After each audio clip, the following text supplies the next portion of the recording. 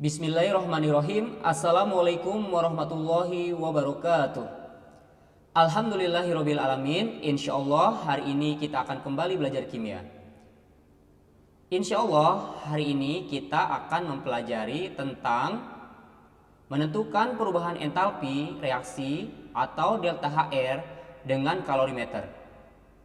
Nah, di sini Ustadz tampilkan dua animasi mie yang terdapat pada wadah styrofoam. Apa hubungannya dengan materi yang akan kita pelajari? Kedua animasi tersebut menggunakan styrofoam. Jadi styrofoam itu sebenarnya dapat mempertahankan suhu atau dapat mempertahankan kalor, walaupun hanya beberapa saat jika dibandingkan dengan wadah biasa. Jadi kalau wadah biasa itu mempertahankan suhunya itu sangat singkat. Nah, styrofoam itu dapat mempertahankan suhu lebih lama dibandingkan wadah biasa. Nah, ini adalah alat kalorimeter bom, alat untuk mengetahui seberapa besar kalori yang dihasilkan dari suatu reaksi. Nah, di sini animasi bergeraknya, di sini ada pengaduknya ya atau stirrernya. Nah, ini stirrer. Nah, ini batang pengaduknya nih. Nanti yang akan agar suhunya itu merata. Di sini adalah wadah reaksi dari suatu zat yang akan kita teliti. Nah, di sini ada letupan sehingga alat ini disebut dengan kalorimeter bom. Di sini ada elektroda positif dan elektroda negatif. Di sini ada batang termometer ya untuk melihat suhu awal dan suhu akhir. Jadi suhu awal sebelum reaksi berapa yang terbaca dan suhu akhirnya akan terlihat nanti setelah reaksi. Nah, di sini ada suplai oksigen untuk reaksi pembakarannya. Besarnya kenaikan suhu zat atau air sebagai pelarut setara dengan besarnya kalor yang diberikan oleh pemanas. Jika Q menyatakan besarnya kalor yang diserap oleh zat dan kenaikan suhu dinyatakan dengan delta T atau T akhir dikurangi T awal, yaitu perbedaan suhu pada keadaan awal T1 dan keadaan akhir T2. Harga Q dapat dihitung dengan persamaan Q sama dengan M kali C kali delta T. Q adalah jumlah kalor, M adalah massa air atau larutan di dalam kalorimeter. C adalah kalor jenis air atau larutan di dalam kalorimeter. Sedangkan delta T adalah perubahan suhu larutan atau percampuran. Kalor atau Q bertanda positif untuk reaksi endoterm dan reaksi bertanda negatif untuk reaksi eksoterm. Kalor yang dilepaskan oleh suatu benda sama dengan kalor yang diserap oleh benda lain yang berinteraksi. Ini seirama dengan asas Black ya. Kalor yang dilepas sama dengan kalor yang diserap.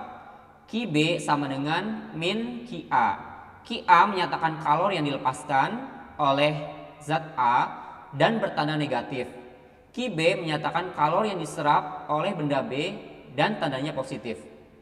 Dengan kata lain, pertukaran kalor di antara zat-zat yang berinteraksi, jumlah total energinya sama dengan 0. Jadi QB ditambah QA itu senilai dengan 0. Nah, reaksi yang dapat diukur kalorinya dengan kalorimeter ini adalah reaksi yang berlangsung pada tekanan tetap.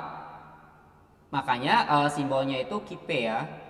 Reaksi-reaksi tersebut diantaranya biasanya ya yang sering dikeluarkan dalam soal adalah reaksi penetralan, reaksi pelarutan, dan reaksi pengendapan. Pada tekanan tetap terjadi perpindahan kalor antara sistem dan lingkungan, sehingga Q reaksi sama dengan Q sistem ditambah Q lingkungan. Jadi Q reaksi itu adalah kalor yang diterima atau diserap oleh alat dan yang diserap oleh zat. Nah, yang ini Q pada zat yang menyerap zat, dan ini Q yang diserap oleh alat kalorimeter. Nah, di slide sebelumnya kan M itu adalah massa zat atau massa zat air atau larutannya. C itu kalori jenisnya, delta T itu adalah perubahan suhunya. Nah, C besar di sini adalah kapasitas kalor dari kalorimeter yang digunakan, yaitu kalor yang dibutuhkan untuk menaikkan suhu kalorimeter suatu benda sebesar 1 derajat Celcius. Nah, ini bentuknya ya, seperti yang di slide sebelumnya. Kalau ini adalah bentuk kalorimeter yang sederhana. Kalau yang tadi kalorimeter bom, nah yang ini adalah kalorimeter yang sederhana. Nah, bagaimana aplikasinya dalam bentuk soal?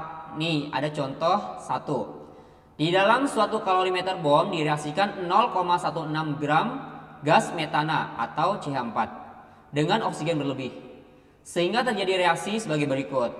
CH4 bereaksi dengan gas oksigen menghasilkan gas CO2 dan 2 mol H2O.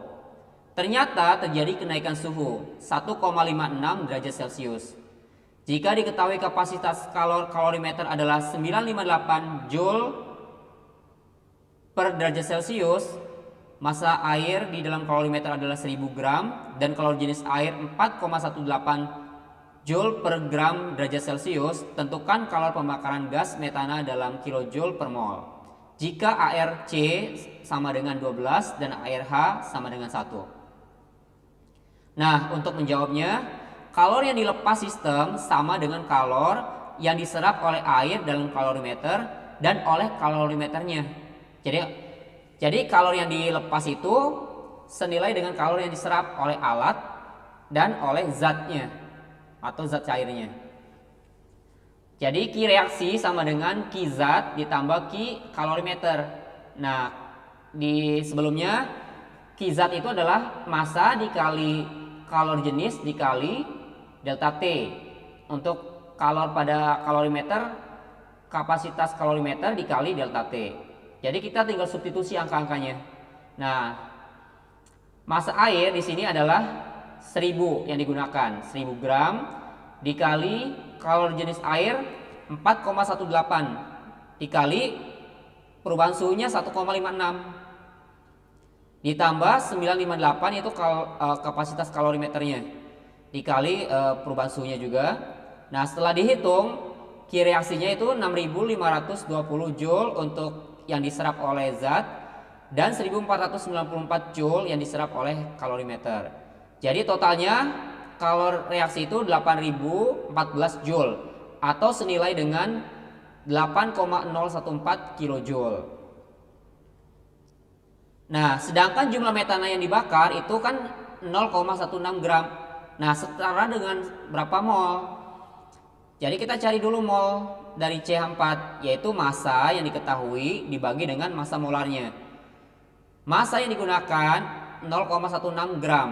Nah, sedangkan massa molarnya atau mm itu karena C-nya 1, C kan tadi 12 ditambah 4 kali 1, 4. 12 ditambah 4, 16. Berarti 0,16 dibagi 16, yaitu mol dari CH4 adalah 0,01 mol. Maka untuk setiap mol CH4 dilepaskan kalor sebesar, jadi delta H-nya itu berarti minus Q dibagi N. Kenapa minus? Karena ada kalor yang dilepas, berarti reaksinya eksoterm. Jadi 8,014 kilojoule dibagi 0,01. Berarti entalpi reaksinya adalah 801,4 kilojoule per mol. Oleh karena sistemnya melepaskan kalor, maka perubahan entalpinya berharga negatif, sehingga perubahan entalpi pembakarannya sebesar 801,4 kilojoule per mol. Oke, kita masuk ke contoh yang kedua. Untuk reaksi penetralan, sebanyak 50 ml larutan H2SO4 0,1 molar dicampur dengan 50 ml NaOH 0,1 molar dalam kalorimeter. Suhu awal reaksi adalah 25 derajat Celcius. Setelah keduanya direaksikan, suhu kalorimeter berubah menjadi 32 derajat Celcius.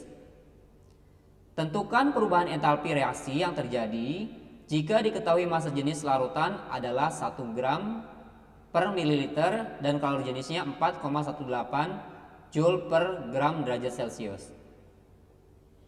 Nah, ini agak berbeda dengan contoh soal sebelumnya. Jadi di sini contoh soal untuk kalor pada reaksi penetralan.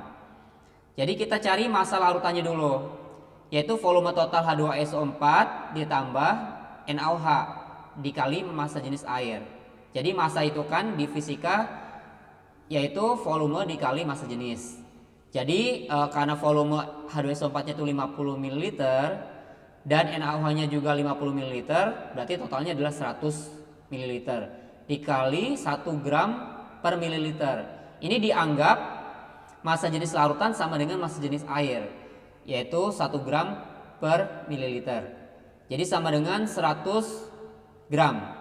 Sedangkan delta T-nya suhu awalnya 25 dan suhu akhirnya 32. Jadi selisihnya adalah 7 derajat Celcius. Nah, untuk mol larutan, karena ini kebetulan volumenya sama dan konsentrasinya juga sama, berarti tinggal molnya M kali V. Berarti 0,1 molar dikali 0,05 liter sama dengan 5 kali 10 pangkat min 3 mol. Untuk menghitung Q reaksi itu sama dengan rumus sebelumnya ya. Jadi Q yang menyerap itu kan larutan dan kalorimeter. Nah, berarti tinggal disubstitusi angka-angkanya. Jadi massa yang dihasilkan dari perhitungan tadi 100 gram dikali 4,18 joule dikali delta T-nya 7 derajat Celcius. Nah, ditambah karena di sini dianggap kalorimeter tidak menyerap kalor, berarti nilainya 0. Dari mana? Karena tidak dicantumkan. Jadi kalau misalnya di soal tidak mencantumkan kalorimeter, artinya dianggap alat tersebut tidak menyerap kalor. Jadi nilainya 0. Jadi Q larutan itu sama dengan dari Q reaksinya ya. Jadi Q larutan itu akan senilai dengan Q reaksinya, yaitu 2926 joule atau 2,926 kilojoule. Delta H-nya sama, berarti min Q dibagi mol. Berarti min 2,926 kilojoule dibagi 5 kali 10 pangkat min 3 mol. Hasilnya adalah min 58,52 kilojoule per mol. Alhamdulillahirabbil alamin, mudah-mudahan dapat dipahami. Jika ada yang kurang jelas atau kurang dipahami, bisa ditanyakan di komentar atau melalui WA Ustadz. Oke, kita tutup pembelajaran kita hari ini dengan doa kafaratul majelis. Subhanaka Allahumma wa bihamdika asyhadu an la ilaha illa anta astaghfiruka wa atubu ilaik. Sampai jumpa di video-video Ustadz selanjutnya. Assalamualaikum warahmatullahi wabarakatuh.